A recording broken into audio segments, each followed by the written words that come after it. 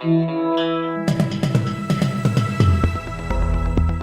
listening to the Betoota Advocates Weekly News Wrap on Desert Rock FM 96.5. Welcome back to the Betoota Weekly Bulletin. We've just had some breaking news that I guess you'd say the New South Wales State of Origin highlights will at least 40% of them will remain pixelated for the near future.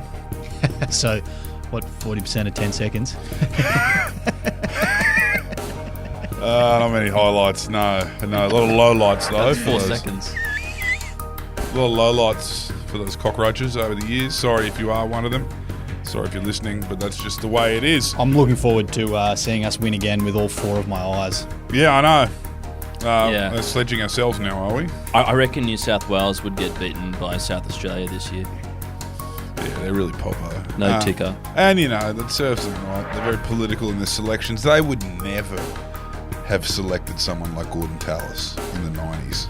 Too brash. They talk about Greg Inglis. They wouldn't have even selected him. No way. That's why he had to come up here. Yeah.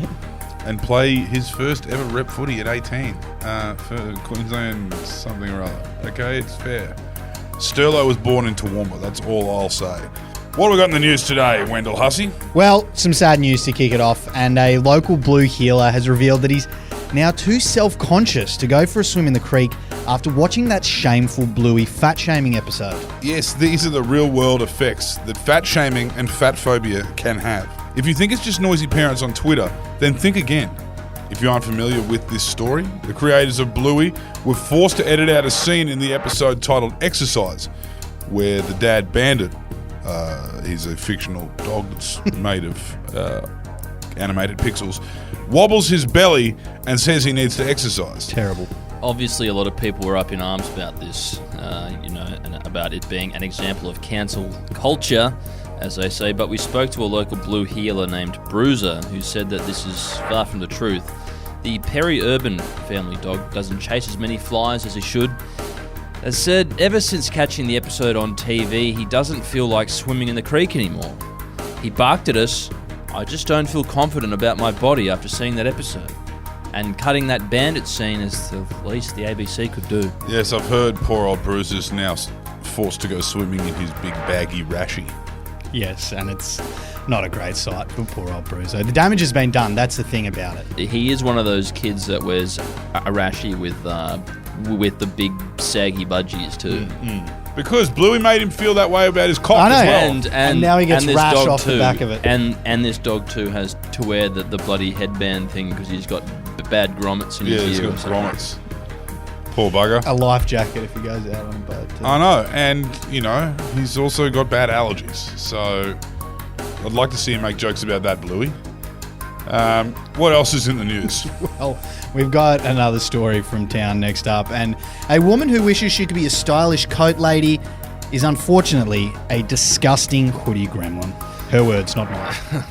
Yes, well, the cold weather has rolled in, even up here in the Diamantina. And despite saying that she loves cold weather fashion, Betoota Heights woman Ruby Dwyer has found herself wearing the same old sloppy outfit day in, day out. While winter fashion conjures up images of stylish French coats and expensive boots, Ruby says the cold weather has unfortunately resulted in her wearing the same stained hoodie with some jeans and sneakers every day.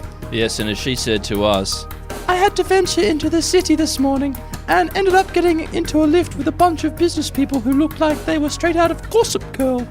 I wish I could be like that, but it's just too easy to be full-on goblin core."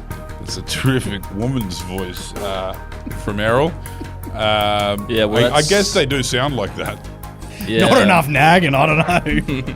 Oh, here we go. Fucking hell. Bit of talkback radio, Are mate. we keeping the... Bit of fucking continuous call team over here. Blow it out your ass.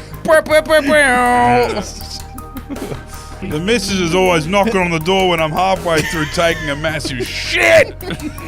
Oh, can you look after the kids? She gets at me because she wants to put her makeup on in the mirror. The footy's on! And she can't do it because the whole room smells like shit. I was in there strangling one out for me dear life. She wouldn't know anything about an anal fissure. Yeah, she's at me because I've left the bowl looking like a fucking Tomahawk missile flew in through the fucking window and blew it to bits. Anyway, what's up next in the news? Look, romantic news, a romantic story, and the headline reads like this.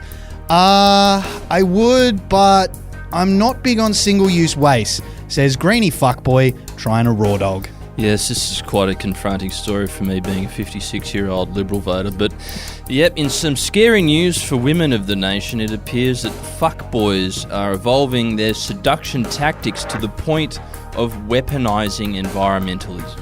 Yes, this comes after renowned Betoota Heights fuckboy Jamie Jennings reportedly tried a bit of it on last night, saying he wasn't too keen on using a dummy because they are actually single-use plastics and he doesn't want to support that wastage. Yeah, the quote from the conversation reads like this. Condoms aren't biodegradable, babe. Think of the turtles. I believe he didn't get his way. No. That's what I was informed. Fuck me. This country should have a one in and one out policy. I mean, like, look, we've got so many people eager to come here and work. We should get Jamie and either cattle gun him out the back or send him, off to do a couple gap years in some place that he wouldn't like. You can reuse them too. You just wash them out, squirt a bit of lube in there, roll it up and go again. No, well, not these ones, because these ones are biodegradable because they're made of a natural product, latex, which comes from the rubber tree, Wendall. Oh, so they are biodegradable? They are. So he just wanted a raw dog. He just wanted a raw dog. He was lying to her. So not only was he's just a gaslighting not only was he weaponizing, libtard. yeah, he was not only weaponizing his environmentalism, but he was also gaslighting, which is a word I learned. See, that's the why. other day. Just cattle gunning. Yeah, get rid of Jamie. Fair Yeah. enough. Finish it up with sports to round out this week, and an elitist football code made up of and run by Melbourne private school old boys, surprisingly racist. Yes, the news that comes as a surprise to very few on the East Coast. The AFL is facing allegations of racism once again. The code, which is run by a bunch of old boys from 3 or 4 schools from Melbourne, who do everything to make sure as many boys from those 3 or 4 schools from Melbourne become professional footballers, have been accused of not doing enough to prevent another Adam Good saga. Yeah, Sydney Swans star Buddy Franklin was loudly booed by Collingwood fans, the club who started the aforementioned stain on Australian sports history, with concerns the booing could spread across the country. However, with plenty of mouthpieces in the AFL media have since come out to reveal that booing isn't racist, and there is nothing to see here, so I guess that's the end of that. Yeah, it's not like Buddy Franklin, who has played park football for the early part of his life in some redneck towns in Western Australia and then gone on to kick 1,000 goals in the AFL. It's not like he'd be familiar with what is and isn't competitive fun. I think what they're effectively saying in the Melbourne aristocrats that run the AFL are saying is Buddy Franklin doesn't know what booing sounds like. Well, I think what they're saying, you just got to understand that it's just a bit of banter, right? It's part of sport. Like when they called, It's a part of AFL. when they called one of their former players a chimp at training, they were just joking. It was just funny banter. You know, that was just a few blokes from Melbourne with their with their beanies on and their scarves on, going to see some man grook. Yeah, that was just 40 white blokes telling him that it was a joke. This game is such a fucking it is a charade. I mean, it's a fucking pantomime of what these people like to think it is. Well, the problem is, it's not necessarily Australian football. It's not Aussie rules. It's Victorian rules.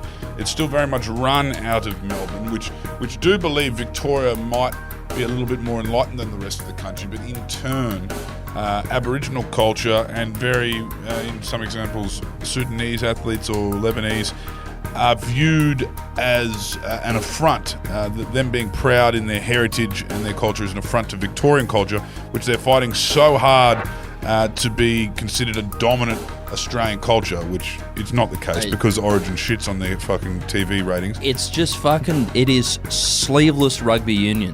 Yes, somehow with more concussions. It's all that jersey punching they do. Yeah, shirt fronting, as Tony Abbott said. Now, anyway, that's the end of that story. AFL is not racist according to the people that run it, and according to the Aboriginal people who are playing it and hearing the crowd turn on them due to their race, they're wrong.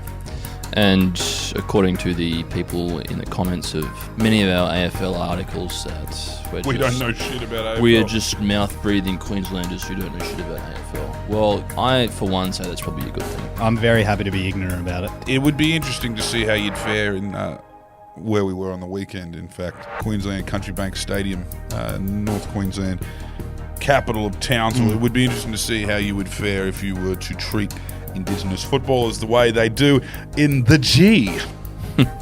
Yeah, there would certainly be a lot of people with rounded vowels getting their teeth punched in at the Mad Cow. Yes, because we just won't stand for it in the deep north. So, shame on you fascists from Victoria. This is the end of our podcast. Thank you. Goodbye. Ciao.